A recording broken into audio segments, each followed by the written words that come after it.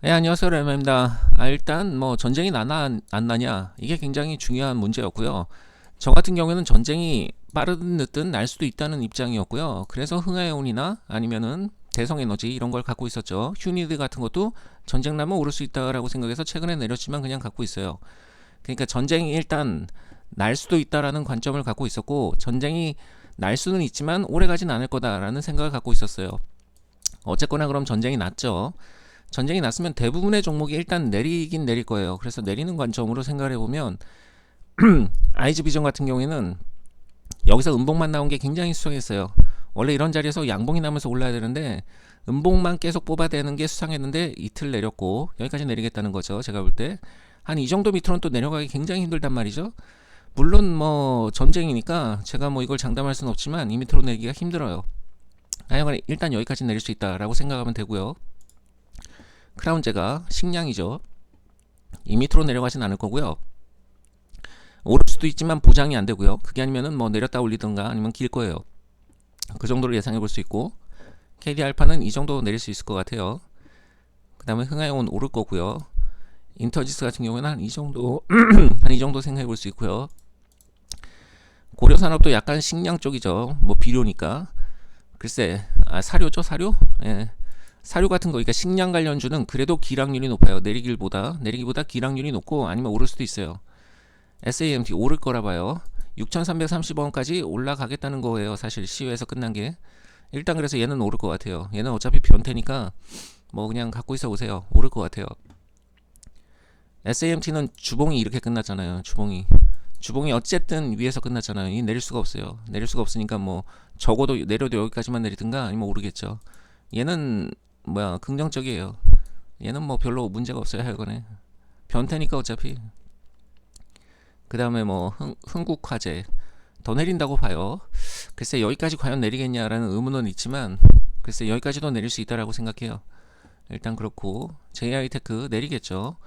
5,200원 정도 생각했는데 좀 덜 가고 내려왔죠. 오르진 못할 거예요. 당분간 오르지는 못하니까 일단 좀 봐야죠. 전반적으로는 내리면서 긴다라고 생각해야 되겠죠. 신성ENG도 일단은 중심선 정도까지 내릴 수 있다라고 보고요. KX하이텍 여기 찍으러 갈 수 있죠. 네, 여기 찍으러 갈 수 있어요. 그 다음에 알테오젠 모르겠고요. PS 일렉트로스 모르겠고요. 휴니도 오를 거라 보고요. SK네트워크스가 5,400원 20선, 한 20선까지도 찍을 수 있다라고 봐요. 근데 문제는 대부분 이 정도 내리면 반등 자리란 말이죠. 그래서 조선이 화요일에 그 당일에 내리고 올리든가 그게 아니면 다음 날이라도 반등은 가깝다라고 저는 일단 볼 것 같아요. 대한해운 오를 거고요. 21선을 찍고 결국 오르겠다는 거고요. 페노션 21선을 거의 뭐 안 찍었지만 오르겠다는 거죠. HMM 오르겠다는 거예요. 얘도 오르겠다는 거예요, 사실.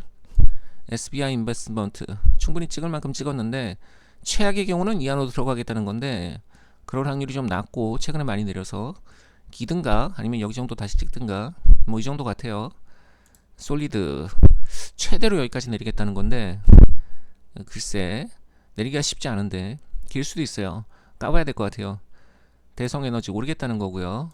롯데손해보험 여기까지도 내릴 수 있다 라고 얘기하고 있고, 한국자산식탁 기든가 좀 내리든가 21선을 찍을 수 있어요. 그러니까 21선이 적어도 올라오든가 올라올 때까지 기든가 아니면 내려가 찍든가 둘 중에 하나를 하겠다는 거예요. 한일사료 여기까지도 내릴 수 있다라고 봐요. 여기서는 올라올 것 같은데 일단 음봉을 5개를 이런 식으로 박으면 그 다음엔 반등이거든요. 하지만 하여간에 일단 여기까지 내릴 수 있다요. 에어부산 여기까지 내릴 수 있다죠. 지금 돌파 실패라는 거예요. 제가 볼 때 하여간에 그래서 여기까지 내릴 수 있다라고 봐야 될 것 같고요. 한국 FMB 오를 거라 보는데 식량이니까 얘도 오를 거라 봐요. 사실 얘를 봐갖고는 식량이 오를 거다라고 볼 수 있어요. 봐야 되겠어요. Q캐피탈 한 여기까지도 내릴 수 있다. 21선 찍을 수 있다라고 얘기하고 있어요. 그래서 전반적으로 봤을 때 내일 시장이 아예 안 좋거나 아니면 적어도 시작은 안 좋을 거예요. 그러니까 시작이 좋을 수가 없어요. 일단은 내리는 쪽이에요. 그리고 낙폭도 굉장히 예상하기 힘들어요. 뭐 코스피는 더더욱 예상하기 힘들고 코스닥 같은 경우에도 낙폭이 굉장히 다양해요. 제가 볼 때 뭐 정말 한국장이 미쳐서 조금만 내린다면 한 이 정도라는 거고요. 한국장이 그 이상으로 미치면 15라는 거고요. 한국장이 그 이상으로 미치면은 여기까지도 내릴 수 있다는 거예요. 근데 그러니까 이 낙폭이 너무 범위가 커가고 도대체 어디까지 내릴지 감을 잡을 수가 없어요. 일단 한 대 두드려 맞고 생각을 해볼 계획이고요. 일단 내일 당장 내리면 내일 모레가 반등이라는 식으로 흘러가고는 있는데 전쟁이다 보니까 누구도 100% 장담할 수는 없어요. 그래도 저는 뭐 일단 전쟁 나도 오를 만한 주식도 몇 개 있고 그냥 일단은 볼 생각이에요. 그냥 까보면서 좀 관망을 해볼 생각입니다. 그리고 어느 정도 충분히 내렸다 그러면 살 거예요. 어차피 한국 주식은 더 올라가게 돼 있어요. 근데 한국 주식이 더 올라가게 돼 있다는 말은 결국 전쟁은 오래 가진 않는다는 얘기예요. 그래도 이게 뭐 길면 2주 그 정도는 갈 수도 있는 거죠. 그래서 여전히 변수가 많아요. 하루 내리고 끝나지 않을 수 있는 거예요. 몇 주도 내릴 수 있는 거기 때문에 일단 관망을 좀 해야 될 것 같아요. 흘러가는 걸 보면서. 일단 그래도 내일 내리면 내일 모레라도 반등할 거다라는 식으로 흘러가고는 있다고 생각해요. 그래서 반등을 한번 기다릴 거예요. 일단은. 감사합니다.